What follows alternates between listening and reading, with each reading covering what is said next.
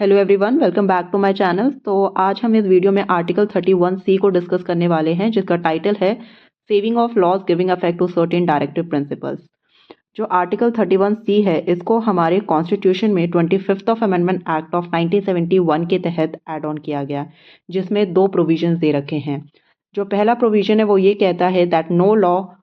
seeks to implement the socialist directive principles specified in Article 39 Clause B or C shall be void on the ground of contravention of the fundamental rights conferred by Article 14 or the 19। Basically इसके कहने का मतलब ये है कि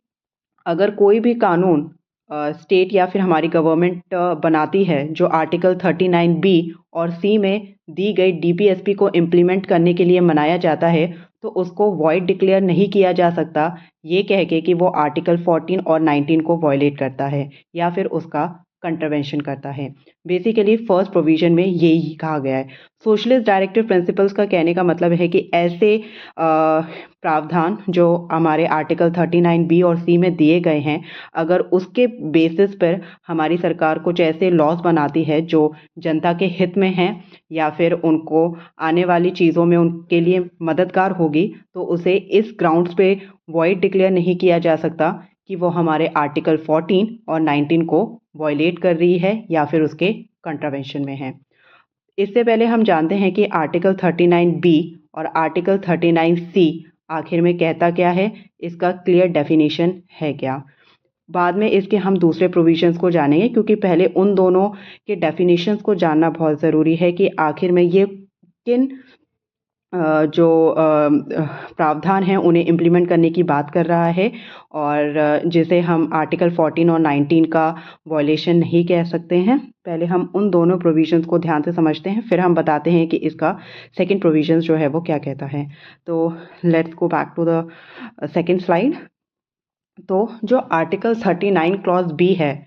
वो ये कहता है the state shall direct its policy towards securing that the ownership and control of the material resources of the community are so distributed as best to subserve the common good. Basically ये कहना चाहता है कि state को एक ऐसी policy बनानी चाहिए जो कि मटेरियल रिसोर्सेज की ओनरशिप एंड कंट्रोल को रोक सके और इस तरीके से डिस्ट्रीब्यूट कर सके कम्युनिटी में कि सबका भला हो सके, सबके हाथ में सेम चीज़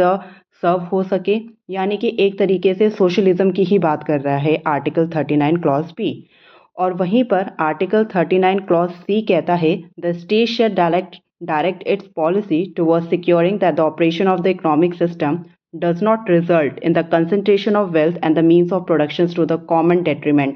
इसका सिंपल सा मीनिंग यही है कि स्टेट ये कहना चाह रहा है कि स्टेट को भी एक ऐसी पॉलिसी बनानी चाहिए जिसमें जो वेल्थ और मींस ऑफ प्रोडक्शन है उसका कंसंट्रेशन यानी कि उसका जो जमाव है वो कुछ चंद हाथों में ना रह जाए, बल्कि सबको समान रूप से उस चीज़ का अधिकार मिल सके। लेकिन 31C के सेकंड प्रोविजन में ये भी कहा गया है कि डायरेक्टिव प्रिंसिपल से जितने भी लॉज, उससे रिलेटेड कितने भी लॉज अगर कोई भी स्टेट बना रही है तो उसे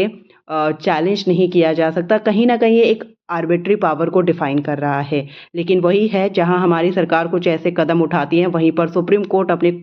बहुत सारे जजमेंट से उस चीज़ को चेक एंड बैलेंस के थ्रू मिनिमल या फिर बैलेंस कर देती है। यही हुआ हमारे केशवानंदा भारती केस में, जो कि 1973 में आया। उसमें सुप्रीम कोर्ट ने ये डिक्लेयर किया कि जो फर्स्ट प्रोविजन है वो तो कॉन्स्टिट्यूशनल और वैलिड है, जो कि हमने बताया कि कुछ ऐसे लॉज बना सकती है जो 39B और C को इम्प्लीमेंट कर रहे हैं। लेकिन जो सेकंड प्रोविजन है जहां पर ये बात की गई है कि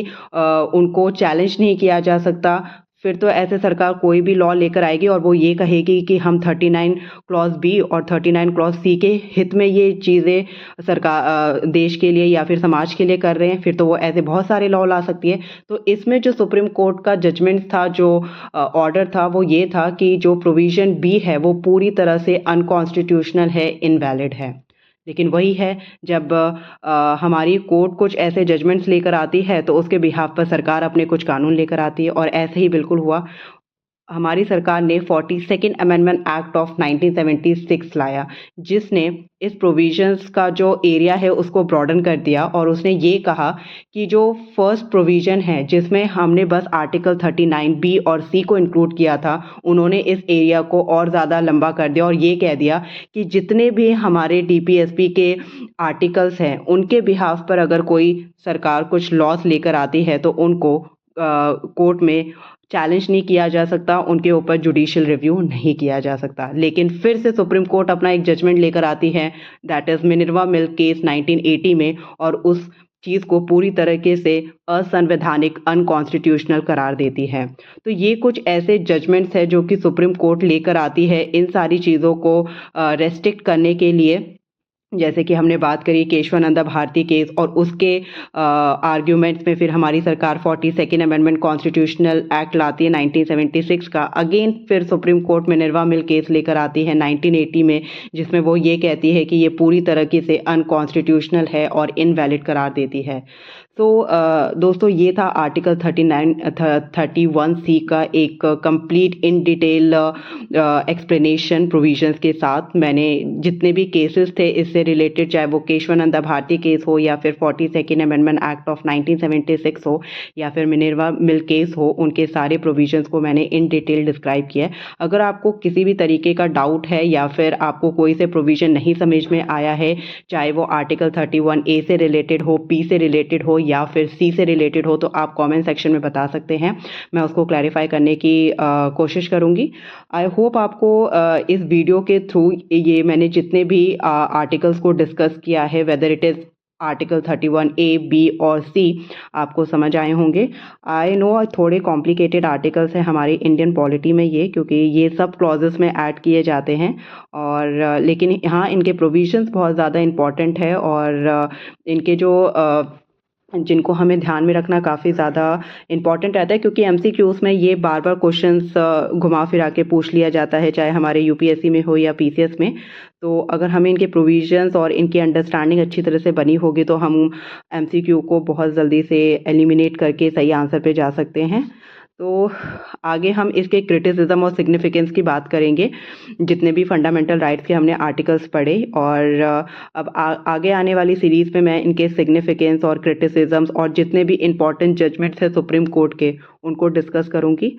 आप मुझे कमेंट सेक्शन में ये भी बता सकते हैं कि आपको ऐसे कौन से टॉपिक्स हैं जो समझ में नहीं आ रहे हैं, या फिर ऐसे कौन से आर्टिकल्स हैं जिनके प्रोविजंस आपको ऐसा लग रहा है कि थोड़े कॉम्प्लिकेटेड कॉम्प्लेक्स हैं, जिसको समझने में थोड़ी दिक्कत हो रही है, तो आप मुझे वो भी बता सकते हैं। सबसे पहले मैं उन्हीं टॉपिक्स को लेकर उन पर वीडियो बनाऊंगी। सो आई होप आपको वीडियो अच्छी लगी हो। अगर अच्छी लगी है तो कमेंट सेक्शन में ज़रूर बताइए, और ऐसे और भी इंडियन पॉलिटी की सीरीज़ को देखने के लिए चैनल को सब्सक्राइब ज़रूर कीजिए। तब तक के लिए धन्यवाद, thank you, bye bye, take care.